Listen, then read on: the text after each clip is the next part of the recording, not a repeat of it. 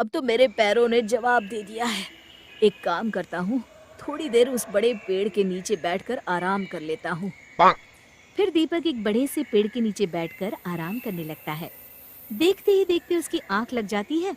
तभी अचानक जोरदार आवाज से उसकी आंखें खुल जाती है और वो देखता है कि एक भयानक सी दिखने वाली चुड़ैल उसकी साइकिल लेकर भाग रही है। अरे मर गया! अरे ये चुड़ैल तो मेरी साइकिल लेकर भाग रही है। अरे कोई तो मेरी साइकिल बचाओ! फिर एक दिन दो औरतें उस जंगल से गुजर रही होती है। आज तो हमें बाजार से लौटने में बहुत देर हो गई। हाँ, तुमने सही कहा।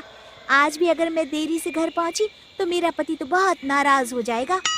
तभी उन दोनों औरतों के पीछे से चुड़ैल उड़ती हुई आती है और दोनों की चोटी एक साथ काट लेती है।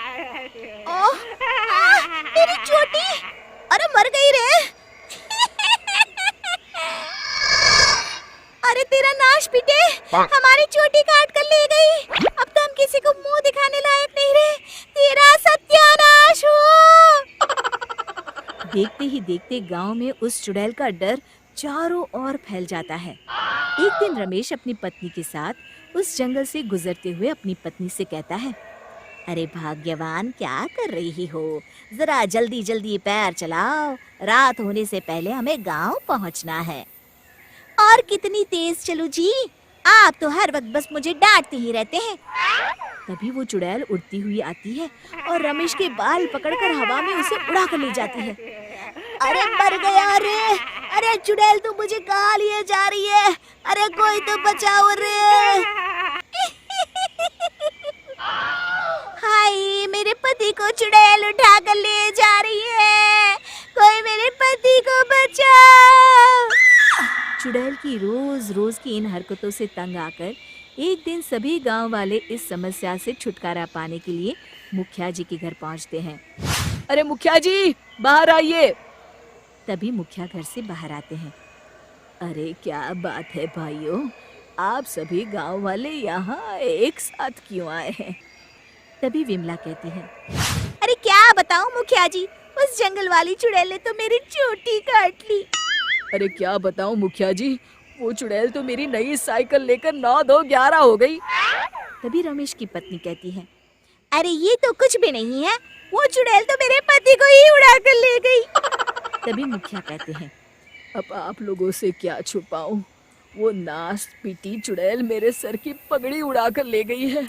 मैं भी जंगल से जा रहा था, तभी चुड़ैल उड़ती हुई आई। अब ये पगड़ी मैं पहनूंगी। अरे अरे मेरे पगड़ी!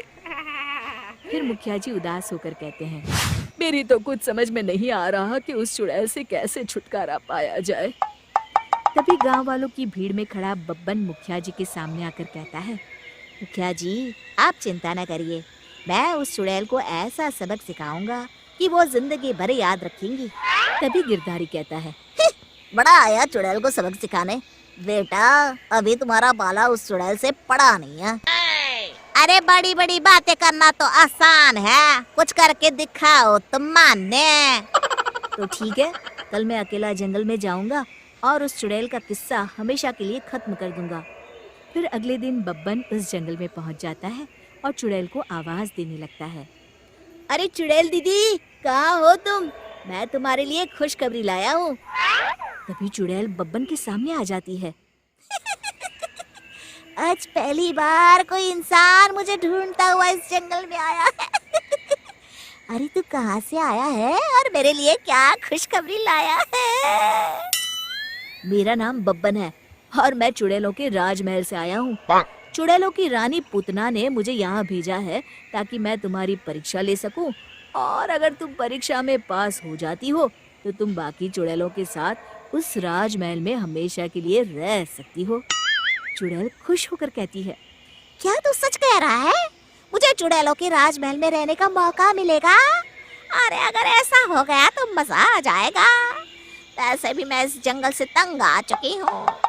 हाँ हाँ, तुम्हें राजमहल में रहने का मौका मिलेगा। चलो पहले मेरे कुछ सवालों का जवाब दो। सबसे पहले ये बताओ कि तुम्हारे अंदर क्या क्या शक्तियाँ हैं और तुम उनसे क्या क्या कर सकती हो? मैं गायब हो सकती हूँ, बड़े बड़े हाथियों को हवा में घुमाकर फेंक सकती हूँ, और इतना ही नहीं, मैं किसी का भी रूप धारण कर सकती हूँ। ये सारी खूबियां तो सभी चुड़ैल में होती है। कुछ और बताओ, जैसे कि क्या तुम अपने शरीर का आकार घटा बढ़ा सकती हो?